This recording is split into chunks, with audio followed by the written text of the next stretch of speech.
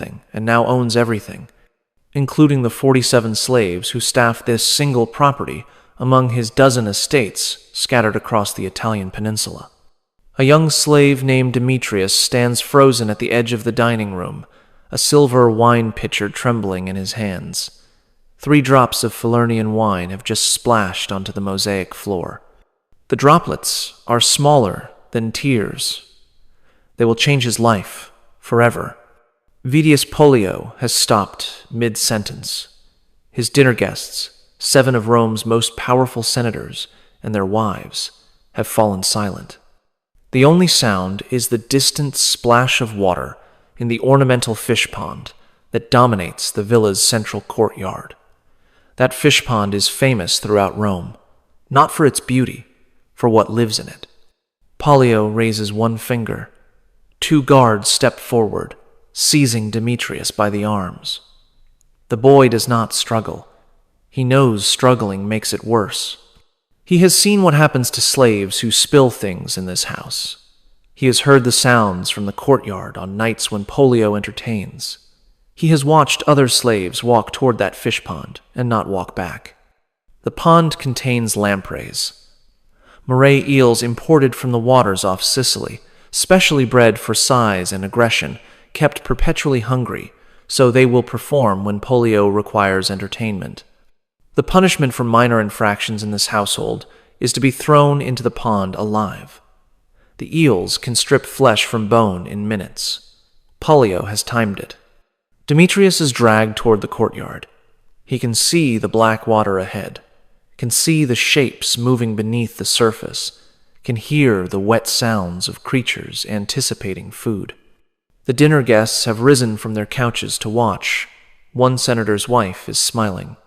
Another is looking away, but not leaving, not objecting, not doing anything except bearing witness to what Roman hospitality apparently includes. This is the moment when something unexpected happens. One of the dinner guests steps forward. He is younger than the others, quieter, a man who has spent the evening observing more than speaking. His name is not recorded in the account that survives, but his actions are. He places himself between Demetrius and the pond. He looks at Pollio and says words that no guest should say to a host, words that challenge a wealthy Roman's absolute right over his own property. He says that what is about to happen is wrong. Pollio's face contorts with rage. The guest has violated every rule of Roman social conduct.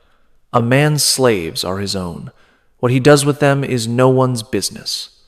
To interfere is to insult the host's dignity, to question his judgment, to suggest that his entertainment is somehow improper. The confrontation lasts several minutes. Other guests remain frozen, unwilling to support either side. Finally, Pollio makes a decision that reveals something important about Roman elite culture.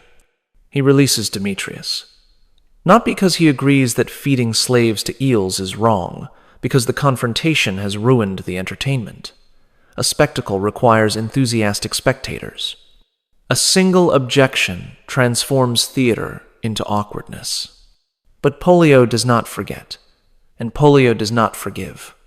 The guest who intervened will face consequences that unfold over years, subtle destructions of reputation and opportunity that cannot be traced back to this evening but originate here.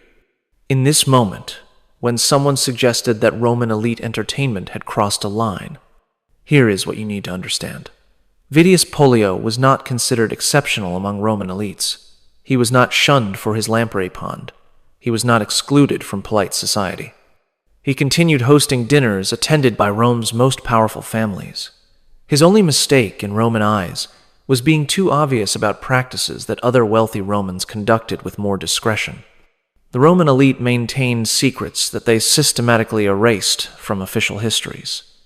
What survived in the historical record is what could be admitted publicly.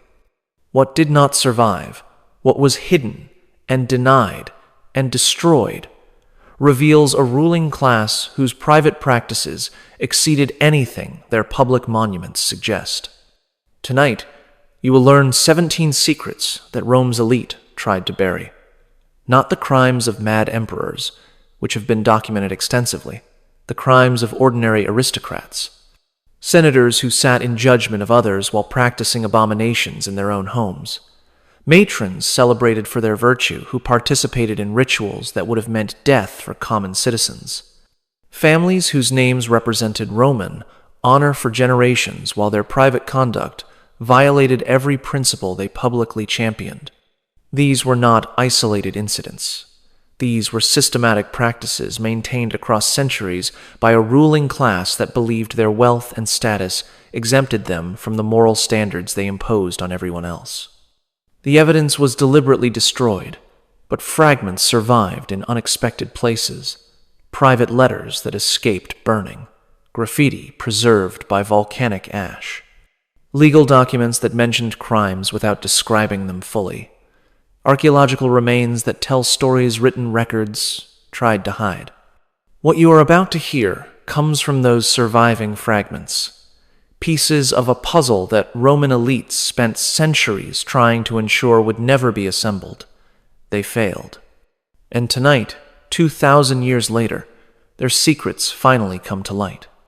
Before we descend into this darkness together, if you value content that exposes the hidden truths of history, subscribe and hit the notification bell. Comment below telling me where in the world you are listening from. These stories were buried deliberately by people who had every reason to keep them hidden. They deserve to be heard by everyone willing to confront what lies beneath the marble facades of Roman civilization. Let us begin with what really happened at Roman dinner parties, because the banquet was where elite secrets were both practiced and protected.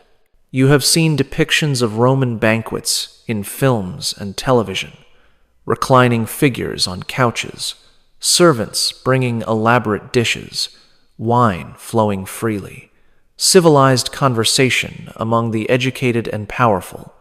These depictions are accurate as far as they go. They simply omit what happened after the formal dinner ended. Roman elite banquets operated on two levels. The official dinner, the cena, followed strict protocols of hospitality. Guests arrived at specific hours. Courses were served in specific sequences. Conversation topics were appropriate for mixed company. This portion of the evening could be discussed publicly, referenced in letters, mentioned in speeches. The second level, the commissatio, began after the main meal concluded. This was the drinking party that followed dinner, and it operated under entirely different rules. What happened during the commissatio was understood to be private. Guests who discussed it publicly violated social codes that could result in permanent exclusion from elite circles. A poet named Martial wrote about commissatio practices in terms that required readers to understand implications rather than explicit statements. He references senators who arrive at dinners with their wives and leave with other arrangements. He mentions matrons whose behavior after the third wine course would shock their morning visitors. He describes scenes witnessed through half-open doors that participants would deny the next day. The practices Martial implies were confirmed by other sources. Seneca wrote philosophical condemnations of banquet behavior that reveal what he was condemning. Pliny the Elder documented what he called the corruption of the dining room in terms that suggest intimate activities occurring among dinner guests as routine entertainment. The mechanics operated through understood signals. Certain gestures indicated availability. Certain responses indicated interest. Certain arrangements of couches facilitated what would follow. Slaves were trained to recognize these signals and to facilitate arrangements without explicit instruction. The entire system functioned through implication rather than statement, allowing participants to maintain the fiction that nothing unusual was occurring. A wealthy widow named Sempronia hosted banquets in the late Republic that became famous for their commissatio entertainment. The historian Sallust, writing about the conspiracy of Catiline, mentions her parties as gathering places for men planning treason. But between the lines of his political narrative, he reveals something else.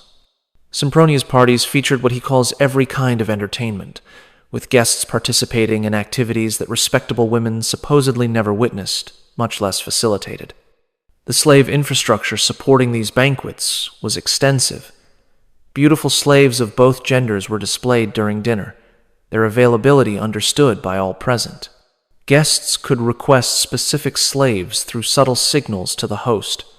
The slaves themselves had no voice in these arrangements.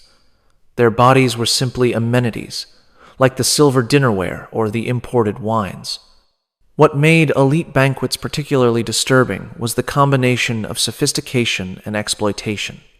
These were educated people discussing philosophy and poetry and politics, while simultaneously treating other human beings as objects for entertainment. The cognitive dissonance was not experienced as contradiction. It was simply how civilized Romans lived. A fragment from the Satyricon, a novel written during Nero's reign, depicts a banquet at the house of a wealthy freedman named Trimalchio. The scene is satirical, mocking the excesses of the newly rich. But the satire works only because readers recognize the practices being exaggerated. The intimate entertainments, the casual use of slaves, the blurring of boundaries during the drinking hours, these were familiar enough to elite Romans that they could appreciate the comedy. The banquet system persisted for centuries because it served social functions beyond entertainment.